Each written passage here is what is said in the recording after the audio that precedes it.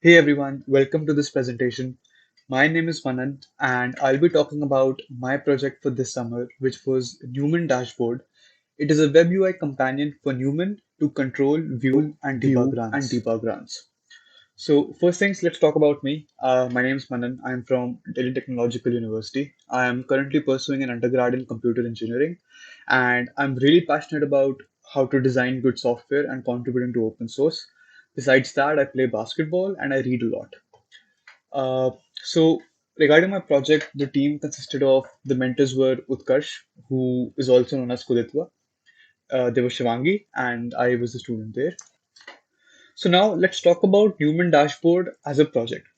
First thing is why this project. So I've been working with Postman for over 3 years now for API development and testing. And I was first introduced to it when it was a Chrome extension. And I just love the products and it's an honor that I can contribute to one of it.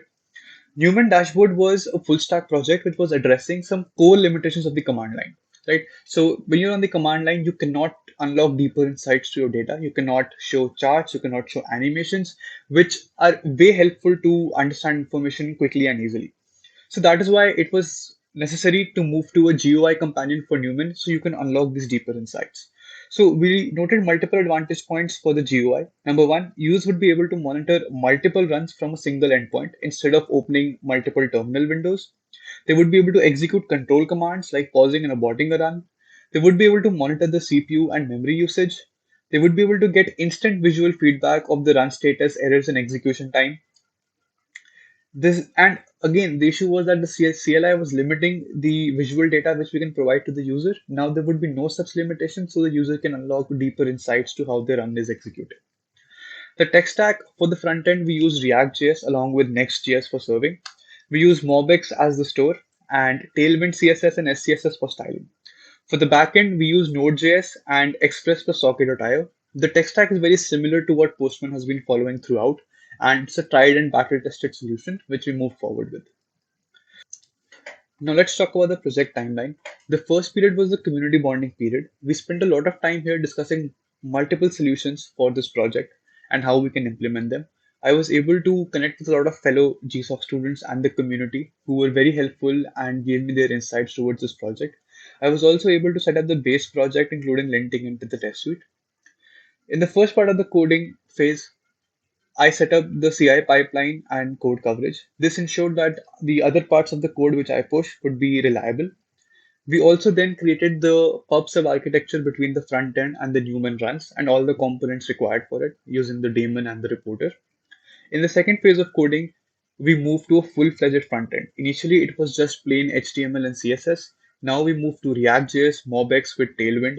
We spent a lot of time in drafting components and services for the front end, and were able to integrate the project together in this part. Now let's talk about the project features. This project is extremely scalable and feature rich. I'm sure there would be something for everyone to tinker and play with, and we hope it creates an impact in the way users interact with Newman. So we have a responsive and a very component rich and blazing fast UI for immediate visual feedback and execution. We have instant status updates about the run. Everything happens in real time, so you know how your run is performing.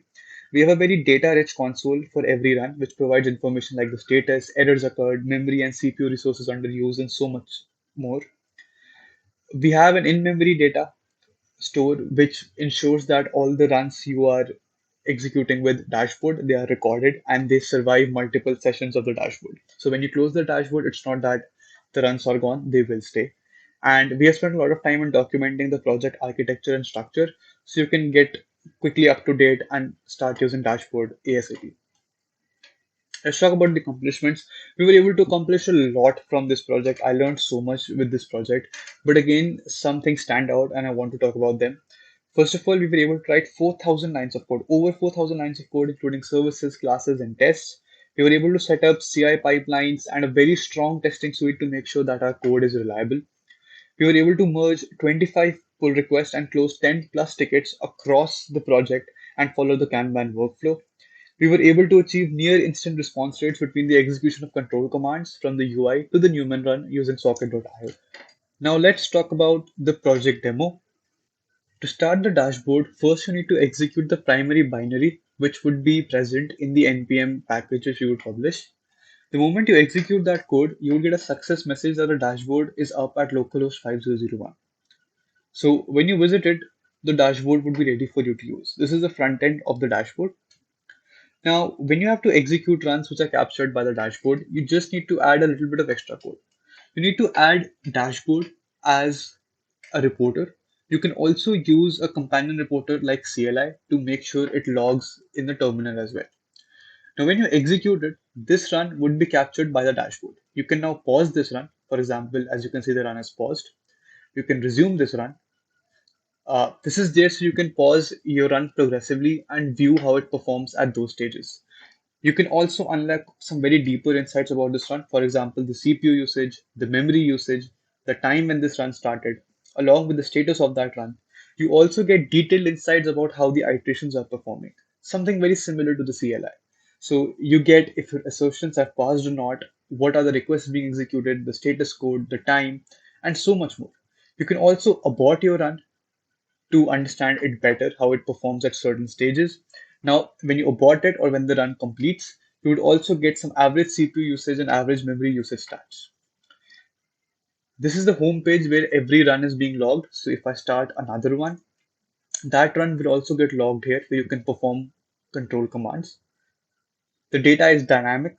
You get real-time data to unlock insights about your runs.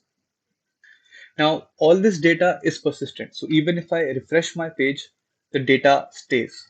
Why? Because the in-memory store of the daemon is making sure that every run gets captured and till the session of the dashboard is present, run data will persist. After you're done, you can press the close button here and the moment you do, the dashboard will be terminated. Because this is static rendering, a snippet of the dashboard will stay. But as you can see on the terminal, this process has exited. Now, full stack projects always come with multiple challenges over time because as entities keep getting integrated, the challenges get more complex. All in all, we faced three of the most prominent challenges, which I have recorded here. The first one was how do we achieve instant communication between the front end and the runs? When we look at establishing inter-process communication, the best way between two unrelated processes is to use a socket endpoint. So we were able to establish a socket endpoint and establish a pub sub architecture between the front end and the runs using a central entity as the broker. Now, how do we ensure that the broker lifecycle exists for both the front end and the Newman runs? An easy answer is that we daemonize it. So till the time the OS exists, the broker will exist and the lifecycle problem is solved. The next part is how do you capture and store the runs? So say this, if someone has not opened the dashboard on the browser and the run starts executing, that one will be lost if we are not using something like a persistent store. So the solution was to use a persistent store and in-memory store in the daemon, which is ensuring that every run gets captured. And when the front end opens, it sends this data to it. So every run which has the dashboard reporter is being recorded. How do we show the run logs? So how exactly do you want to display the data? Newman gives you so much. How do you crunch it?